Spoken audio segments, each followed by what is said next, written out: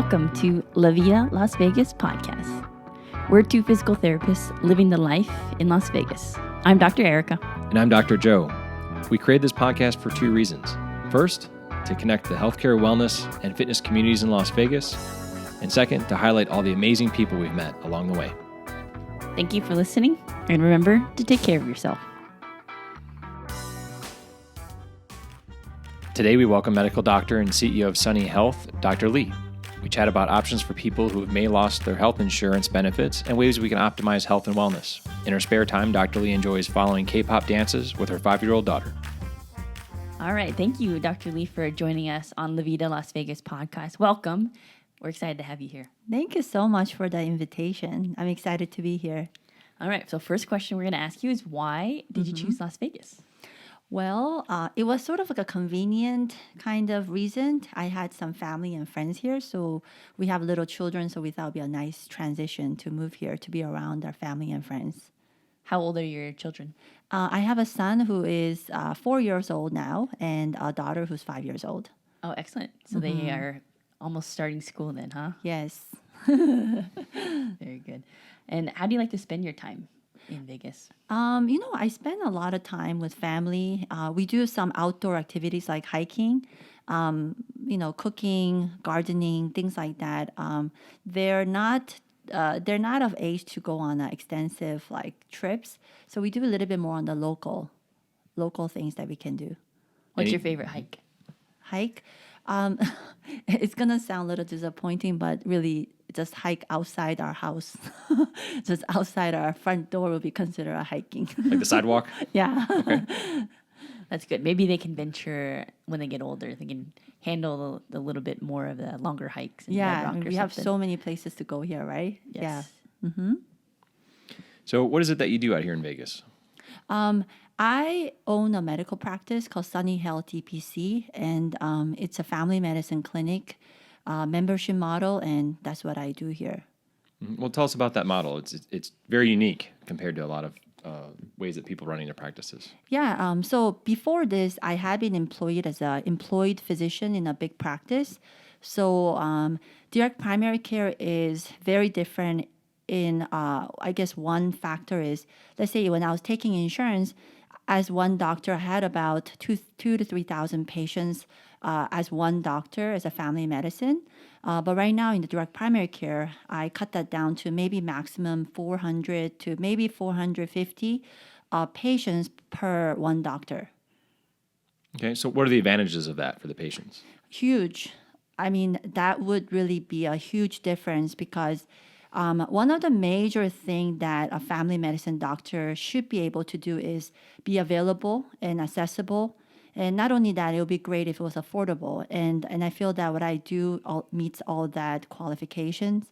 So, if I'm needing to see and talk to someone in 8 minutes because I had 25 to 30 patients in my schedule in one day, then it would be almost impossible to address certain issues or even just one issue. But when I have my patients instead of 2,000 to 3,000 to 500 patients, just imagine in a given day, I may see about 5 patients and I schedule them out 1 hour per visit. So even if they didn't need a 1 full hour, if they had some concerns, I have time to address it, which is a major difference versus what I had done before. Oh, for sure. What have you noticed since transitioning from your really high volume, like 30 patients a day, to now being able to really focus on 5? What have you noticed in your practice in terms of your patient care, or if you can tell us more about that? Yeah, I would say, I'm a family medicine doctor and I want to be a family medicine doctor because I could address a lot of things and I could do more procedures. And in my practice, because I have this much time, first, I really get to know each patient. So I get to know their history, where they're coming from, what their characteristics are also. And that really helps. But let's say, because I am trained to do more procedures and things like that, I have time to do them. And I guess one aspect of my practice that changes, I refer so much less because I can take care of a lot of things. I do suturing, toenails, injections, all that. So my referrals had cut back from, let's say I'm doing 3 to 4 referral per patient. I almost don't do hardly any referrals unless it was really necessary, that I was out of my scope. Wow. So then if you cut down those referrals, so if, say, for example, someone came in and had an issue and you had, this is pre your practice, you'd have 3 people that you would refer them to for their issues. Right. Wow. Like, for example, let's say somebody was diabetic, to give an example, and they had outgrown toenails. I know how to trim those toenails. I just have to get those tools, which is not that expensive. But I just didn't have time to do anything like that in given 8 to 10 minutes time. Whereas now, because I have the time, I can do it. I don't have to go through the referral process of sending them to a podiatrist, which could take a couple of weeks, 2 months. And they go there, go see the specialist, end up with a copay or even a payment afterwards. I don't have to worry about all that. And patients just get taken care of in a timely manner with me. Well, that's amazing. Especially if the podiatrist was booked for that amount of time, they'd still have that ingrown toenail or long toenail, and that problem wouldn't have been fixed. So it sounds like it saves time and a lot of resources in general, and the problem gets solved. Right. And also, maybe it's coming from my background too, but I find that my parents and also my grandparents, when they were going to a doctor in the insurance world, they are so used to kind of keeping problems down because they see each problem as something that could cause money potential problems. So I find that having this time and being able to help the patients, they're able to address certain issues without worrying about what this is going to cost them. Because it's comprehensive in your plan. Right. Gotcha. So the membership that I'm talking about, usually it's a very reasonable price, $20 for children, $65 for most patients, $85 for seniors per month. So it really doesn't matter how many times they come to visit me in a given month. Really that's the fixed rate. There's no copay. So patients who need to be seen on a weekly basis, they don't have to worry. That's really good. So do you give them any way of contacting you? If they had any issues come up throughout the week, they'd be able to contact you pretty easily? Yeah, because, my patient population is not, like thousands. All my patients actually have access to me by phone and text message, which is, they can text me at outside the office hours. And if, let's say, they were out of the state, they could also call and text me directly. That's very good. And another thing, too, that people might not think that's a benefit or they might not realize it at first is when you have that much more time around your medical provider, it gives them more time. Like you'll get to know them more personally, and then you'll also know if something is not right for them. Like you'll know individually, this person has something different going on today than last time I saw them. So rather instead of spending 8 minutes with them, you spend the full hour, and then sometimes other things come up that the person doesn't even think is related, but it might actually be possibly problematic for them. Do you have any examples where you were able to catch anything? Or yeah, I mean, like really spending that much time is so important. If let's say you're trying to pick out a mental disease, you cannot figure out if somebody has anxiety disorder, seeing them for such a short period of time. Patient feel pressed for time. They're not going to open up. They're not going to ask certain questions. They're going to answer questions appropriately. But let's say even if you were not meeting for a mental issue, but if you had seen them multiple times in an extended visit, then when you know something was up, for example, an anxiety patient, when that symptom came out where they were actually having a panic attack, which actually did happen, I knew that the patient probably was having a panic attack. The patient was not insured, and I was actually able to say, hey, calm down. You're having a panic attack. You don't have to go to hospital right now. And the patient calmed down and they didn't need to go to hospital that would end up in a really large sum of a bill for that patient. But I could not have done that in a good conscience if I didn't know the patient before. Oh, for sure. Yeah, since you had that personal connection with them, it makes it a lot easier to see when there's something different for them. And I'm sure that also helps too, where since you're able to order the blood work and everything yourself, that you might be able to catch things even that way, internal things that the person doesn't even know that are going on. Has that ever happened as well? Yes. So, for example, when I was in the insurance world and everything was kind of a question mark, you don't know what the visit's actually going to cost until you get a bill afterwards. You're not sure what procedure is going to cost until you get a final bill from the insurance companies. Same thing with blood tests, right? The doctor could order whatever labs that they think is appropriate, but it did not mean that the insurance company would compensate or cover it because they think is adequate. These are rightful tests that needed to be ordered. In my practice, I could actually become an advocate, and I am an advocate for my patients because I have a discounted labs and medications and imagings that I could provide to the patients, even if they had insurance, so that they have option to pick and choose. Where if, let's say, it was a simple blood test, I get it at cost, like once a year, annual lab could be $30. If I just need to repeat, comprehensive metabolic panel, it could be just $5. Then I have those things available to me that I can actually, order those things in a timely manner without having to have the patient worry about the finance. Yeah, that's a pretty big deal. So all those labs would be included if they were a patient of yours. Is that correct? Is that additional? Right. So the membership doesn't cover that, but again, the lab is kind of negotiated down to my price. Okay. So that's the price that I get charged as being a medical practice, what I negotiated. But I do pass on that discount to all my patients if they need it. Okay, but it's fully transparent. Right. So you actually know what you're going into. Exactly. I feel like I've dealt with insurances too, and just like in different realms of whether it's dental or eye, and you go into there and you have no idea Right. what financial situation you're going to get into, right? Right. So it's really, I think that's an incredible way to be able to say, hey, this is what it's going to cost, Right. but at least you know what you're getting. Exactly. Right. Like you don't know, like they're going to throw in some other fee that you have no idea what it is. And even if you have to ask a question, you have to spend like an hour on the phone with the insurance company. So I can see how that's just it's a time saver, number Right. one, and number two, it's you know exactly what you're getting, which is, I think, is incredible. Right. I mean, I recently I had a patient who's Hispanic, didn't speak too much English, became my patient more like in a hurry because she just wasn't feeling well. I ordered $30 labs, which included, all the things I needed to check on, like usually a routine once a year. Turned out her liver enzymes were off the roof, really, really high. But clinically, patient was asymptomatic. She just had those periodic pain. And turned out, she had a gallbladder and almost in the verge of infection, which could have led to an emergency surgery where we caught it in the right time. And really, the lab was $30. That's what caught it because clinically she was not symptomatic. And patient got the appropriate treatment in time, and it really saved her and her family a lot of money. Yeah, so it like paying that extra money up front is kind of like an investment in your health. You're paying cash, but to prevent things and prevent Right. surgery, that Right. would be amazing. And as far as the transparency with the bills, I have a bill right now at home on the counter from my dentist, and I couldn't tell you there's like 6 line items on there. I was like, Right. all I did was talk to him and get my teeth cleaned, but somehow that created 6 line items. Yes. So I think people really appreciate the transparency. Yeah, I mean, healthcare is something that is kind of interesting because it should be very transparent because people need it.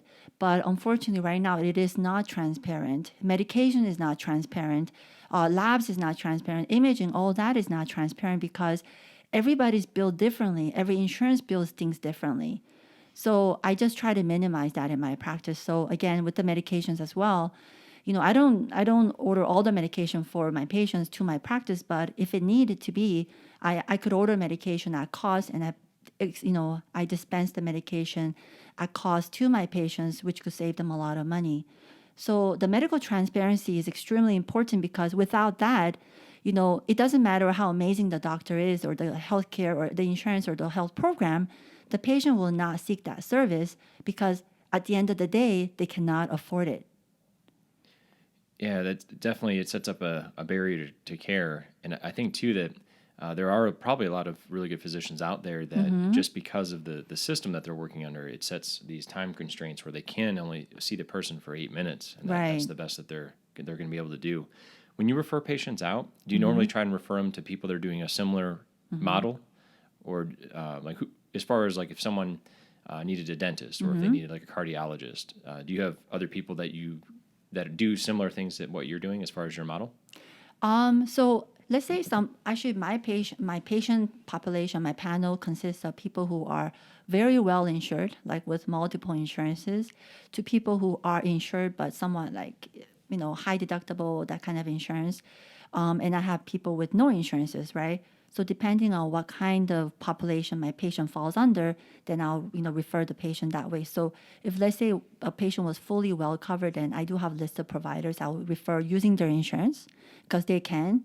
But let's say somebody was completely uninsured, I do have lists of doctors who take insurance but also have a very fair cash price, and I refer them there with, as much as I can, I tell them what the cost is up front.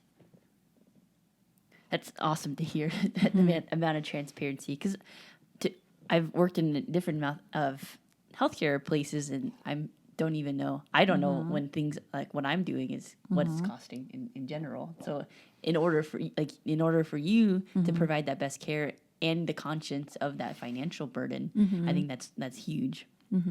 So I mean, like, my practice is not fancy because, in order for me to have this price transparency and this pricing that's like, say, $20, $65, $85 per month, I cannot do this with a fully staffed office where I have 3 to 4, medical assistants or front desk running around the practice.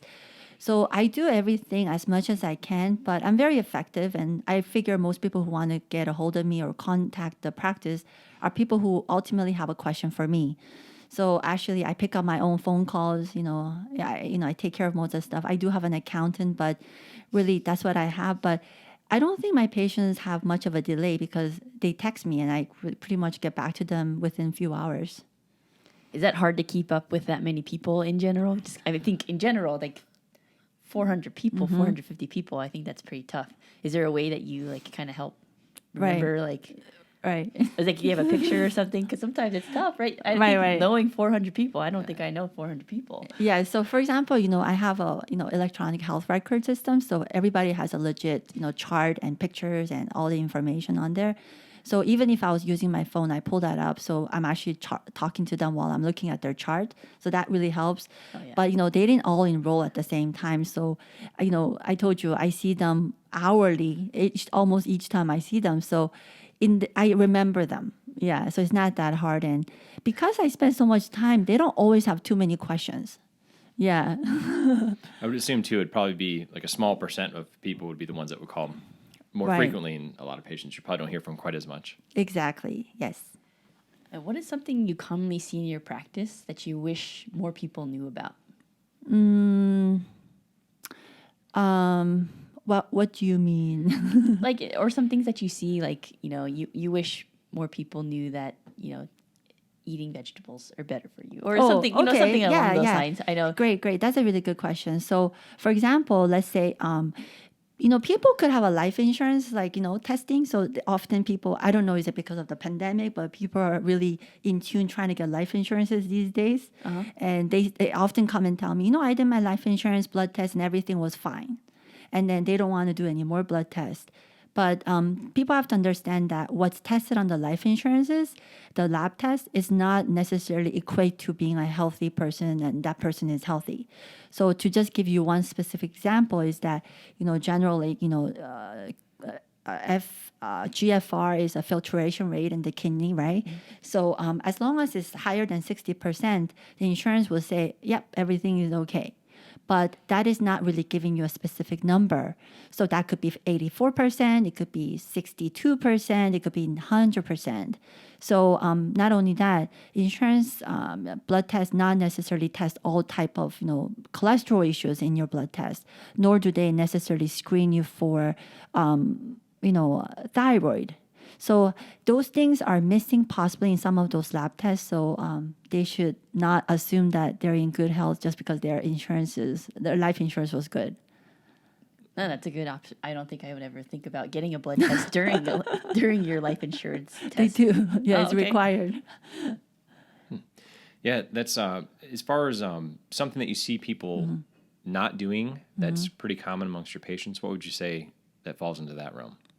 Like in Las Vegas, it's a very dry state and it's easy for people to get dehydrated. And I don't think most people on average are drinking enough water. So I do see a lot of dehydration on the blood test. Ultimately, it could lead to again, decrease in kidney function, and it could lead to a lot of other problems medically. So I think that would be something that I would tell my patients is if you think you're drinking enough water, just drink a cup or two more. I've had some patients tell me too that, or older patients will say they don't like drinking water because they don't want to have to go to the bathroom later. I tell them that that's a normal function. Like, that's if that works like that, then you should be happy. Right. How about something that you wish you learned and wish you knew sooner? Well, I'm still somewhat I would like to consider myself young, and I'm still learning.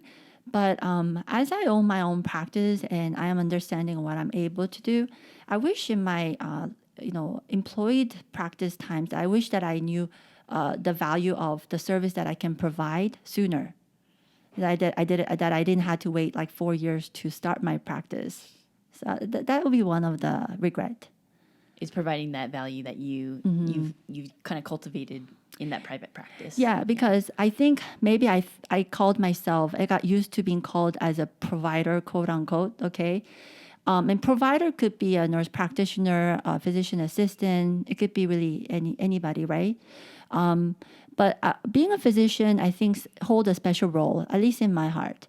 And I think that when you're being called a provider, sometimes you just kind of put into a place where you're just one of everybody else and you hold a certain position, but you're only supposed to do what you're supposed to do, and that's it. But when I call myself a doctor and I'm able to pick up my own phone calls and make decisions, I feel that I'm able to achieve more things and be a better advocate for my patients. That's awesome. And how did you decide you wanted to become a physician? My parents told me to be a doctor.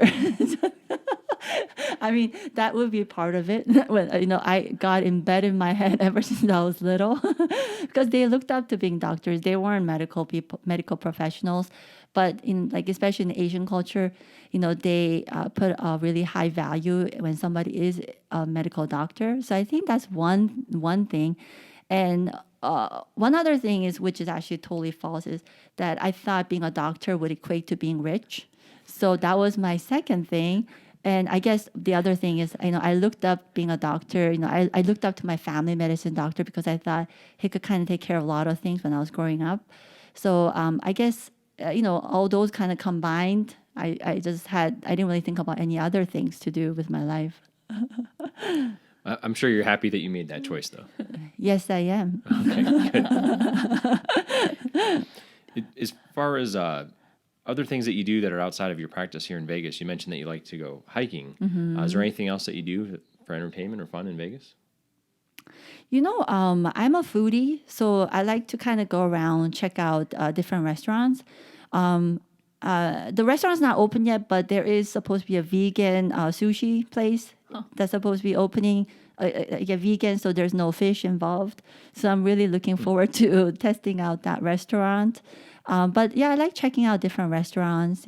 Check out. I like different cultures. I like learning about different cultures. So I like to kind of go into different, even like grocery stores, that are owned by different ethnic groups. So I like doing those things, as Las Vegas is very diverse.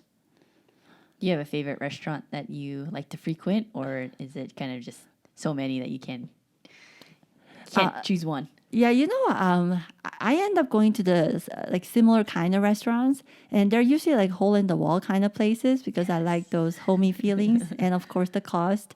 So I do like to go to a very local Korean restaurant.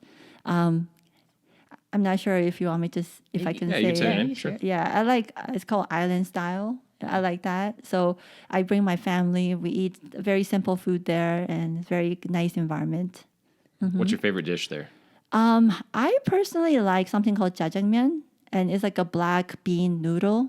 It's something that it kind of brings me back to my childhood because it's something that I look forward to eating when we went out. I mean, I only grew up till like age 5 in Korea, but I still remember going out and eating that. So I order that most of the times. Oh yeah, that nostalgia factor that when you would go out to eat, that's what you would get. Yes.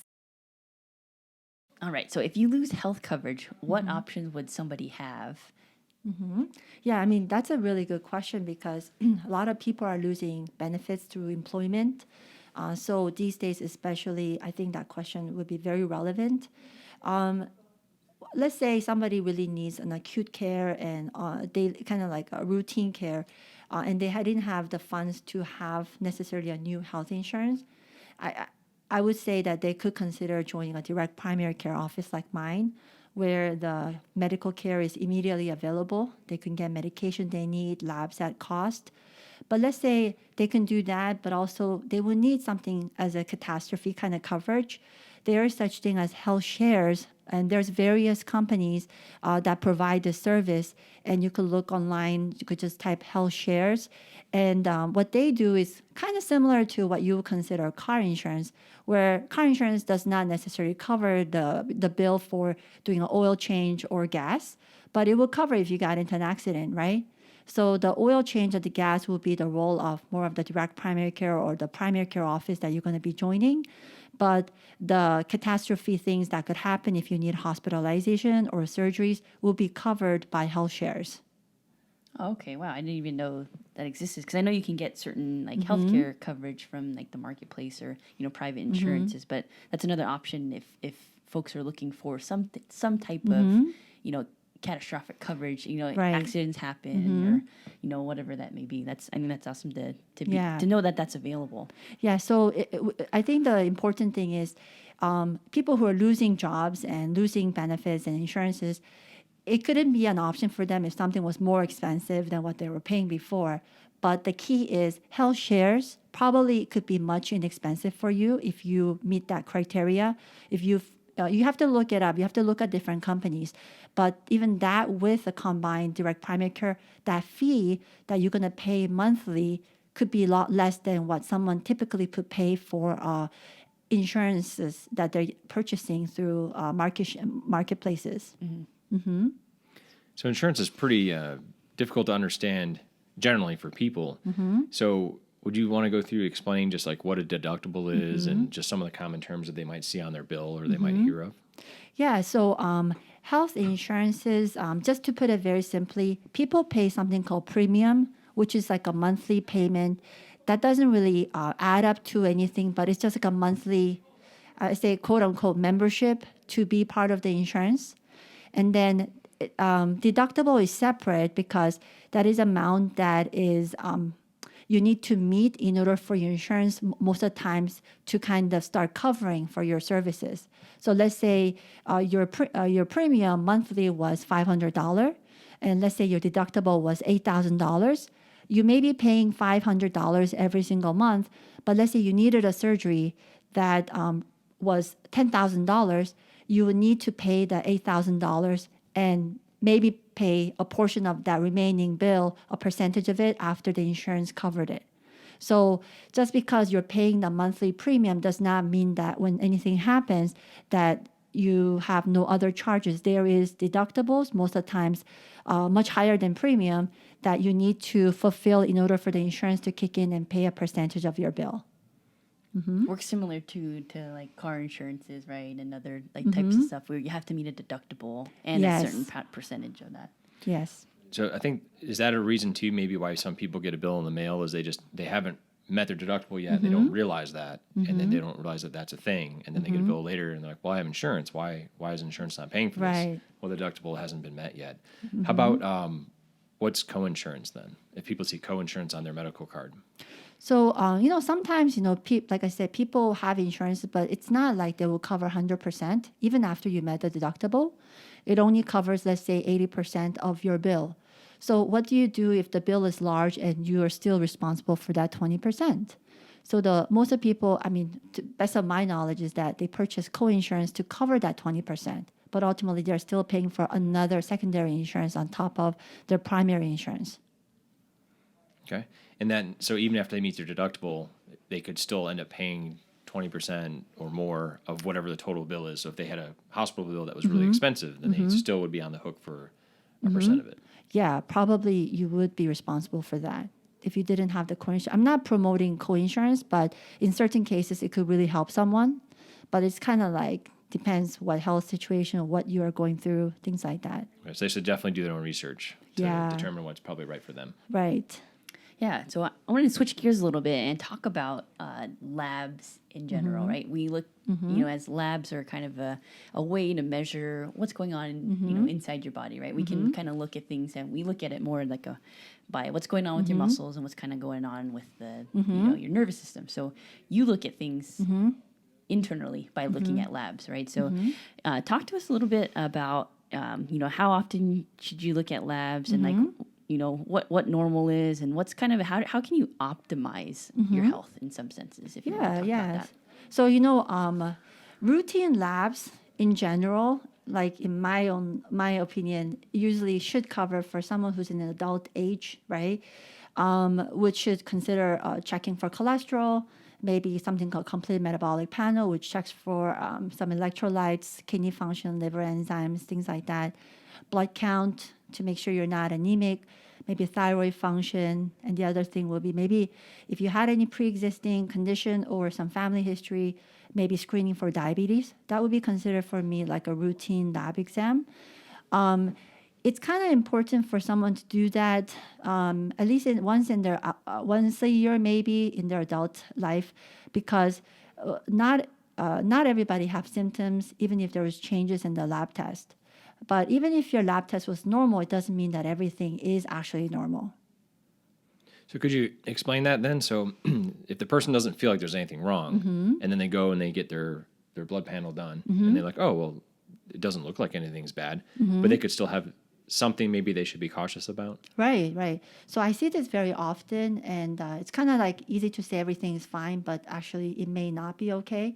It's something, for example, is like pre-diabetic state, right? Pre-diabetes means that, you are not really diabetic yet, but your fasting sugar is not actually normal. If this was to kind of progress and go on for many years, you could become diabetic and you have much higher risk to have the complication due to diabetes, right? Because it's been going on for a long period of time. So the notion that everything is fine needs to be kind of readdressed.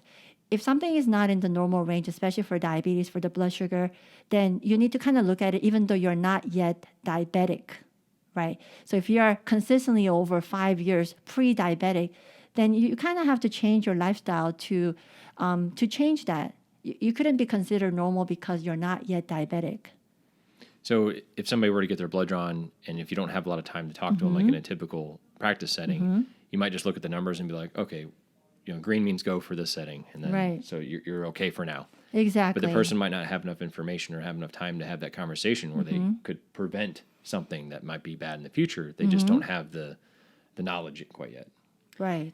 And could you go through an example, or maybe share us a story of where somebody actually did have symptoms and you ran their labs and it showed up when you kind of dug a little deeper? Like what happened in that story, if you don't mind sharing with us? Yeah. So, for example, somebody complained of chronic fatigue, and year after year, the thyroid test always had been normal. And screening for thyroid typically is something called TSH. We check the hormone level TSH, and it has a wide range, of normal. And so as long as you fit in that range, you'll be considered normal. So that was sort of the case with this patient, but recent time she has complained of extreme fatigue. So when we dug into it, and I ordered some additional labs, which could consist of free T3, free T4, TSH, things again appear to be normal, but patient was again very fatigued, right? So with more history and questioning, ordered some antibody testing on the thyroid, and turned out, she had a very elevated antibodies against her thyroid, which could mean that she has some autoimmune condition that affects her thyroid function. But yet on the blood test, the free T3, the thyroid levels were all normal range. So in this case, I guess you could have considered her normal, but without doing additional labs. So with the additional labs, that something could happen in a short time period if we don't do anything about it right now. So when did it end up happening with that? This is sort of like, ongoing. So this is actually a patient that I'm seeing right now.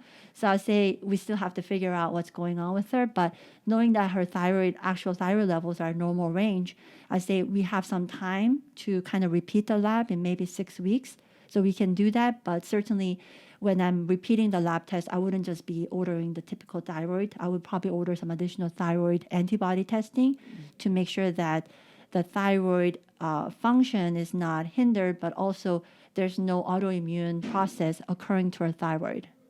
So I guess what exactly, if someone doesn't know what the thyroid is, what does the thyroid do, and like how does that affect fatigue? Yeah, thyroid, a lot of people would say is very important for your overall body because it's kind of like on and off switch for your entire body system, metabolic, but also endocrine, like hormonal. So if your thyroid is not really working, then you can say it also impacts all the other hormones in your body. Kind of regulates overall like how your hormones function, whether that's your brain function or the way you digest things, how your blood is circulating in general. So like it plays a big role. I can see where if you have someone who has chronic fatigue, that if the thyroid is affected, that can definitely play a role. Exactly.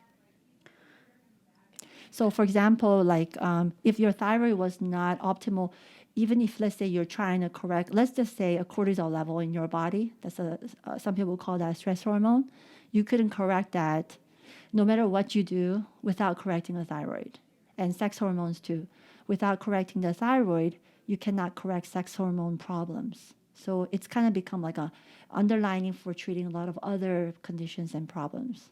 Okay, so the thyroid's kind of like a gatekeeper in some senses, right? So Yes. that's the one that you really need to find the root of that problem, because that can be the, further down the road, you can kind of see what's going on. Exactly. Gotcha. Okay. Okay. So if so we'll ask us a few other questions here too that we typically ask guests. So some of these are a little bit different than what we were just talking about. But what would you say is your favorite cheat meal? Sorry, say that again. So what is your favorite cheat meal? So like a meal that if you've been eating well, or if you something that you would eat, but you're like, it's maybe not the best thing for me. Ramen. Ramen noodles? Yeah. What kind of ramen do you like? I like shoyu ramen, which is more like soy sauce based. I don't eat too much pork in my diet, but I like it. How about you? My favorite cheat meal? It varies. Donuts are really good. That's probably one of my favorites. Love donuts. Oh yeah. And any particular donuts? What kind of donut do you like? Can I say the brand? Yeah. Yeah, Krispy Kreme. You like Krispy I Kreme? love Krispy Kreme original. So love the it. glaze, the regular glaze, yeah? Right, when Okay. it's like hot off the rack. Oh, when you see that hot donut sign, do you stop and get them? Yes. Yeah. My friends in Georgia love those. I have a friend that every time that hot donut sign's on, he'll come and get them for sure. Okay. Next thing, what have you been working on professionally, personally, physically, mentally? Doesn't have to be one particularly, but what's something that you're excited about? I'm excited about growing, like not just my practice, but myself as a physician. And sometimes when you have an employee doctor for so many years, it's hard to get out of that mindset of being employed and that someone's going to be like checking your work, making sure that you're doing. So I find myself right now in my self-employed position, like someone's looking at me and making sure that I'm doing what I'm supposed to do. I make little like task for myself and make sure I complete it, but really no one's checking. It's just me, right? So I need to kind of get out of that mentality and be a little bit more free. But I'm slowly embracing that. And with that embracing independence, I think I'm able to do more things for my patients, search outside the box and kind of grow as a physician. You mentioned too that, because you have more time with people, you look at things a little differently. Could you describe kind of, I guess, how you look at things differently and why that's different in general? Yeah, it's very different. Like, for example, like let's say to give an example of seeing a patient, right?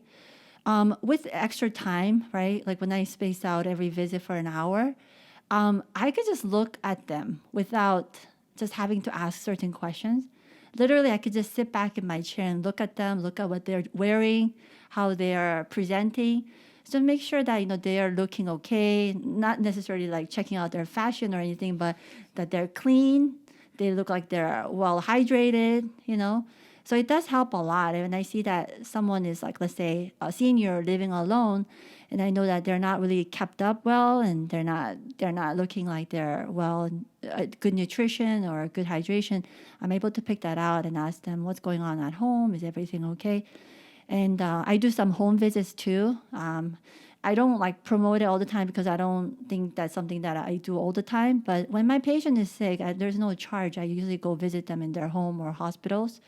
And I do pick out a lot of things when I do that, how they live. Oh, yeah, the home environment plays a very big role. And, yes. You can see things around the house, and then you're like, oh, that kind of answers some questions I might have had. Yes. Well, I can tell you really care about your patients, and I think that's amazing. And so what would you like to leave listeners with? I want people to be a little bit optimistic in this time of pessimism and negativity, right?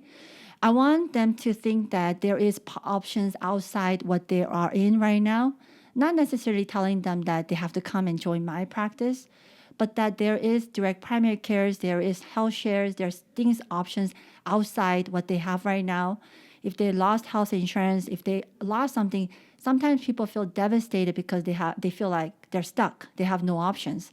But I want them to think that, hey, there's other options that you will be taken care of. It could be actually cheaper for you. But, just kind of think that there's something else you can do to help yourself and your family. And it's interesting, too, because it sounds like if you take that route, you might be able to be more specific for what you individually need. Whereas the insurance, when you're purchasing insurance, they only have certain plans, and you might be like kind of in between one thing or the other. So then you end up like rounding up to something that's maybe more expensive that you don't really feel like you need, but that's the only option that you have. Right. I agree with that. And Dr. Lee, how can people find you? So my practice is called Sunny Health DPC, D as David, P as Paul, C as Cat. And I have a website, sunnyhealthdpc.com. And they can look on my website. I have Instagram. It's called Sunny Health DPC, # Sunny Health DPC, right? And you can check out Dr. Lee's sweet dance moves on that one. Oh, yes. So yeah, they can contact me that way. Well, we really appreciate it, and I think what you're doing is amazing. And that's one of the reasons why we established this podcast. We're just trying to get better information out there for people and trying to meet other healthcare practitioners that really care about their patients, and they're willing to take risks of their own to go out and start something different. But you're doing it because also that you believe things can be better for people, and I think that's amazing. So we really appreciate what you're doing, and thank you so much for being on our show. Thank you so much for having me.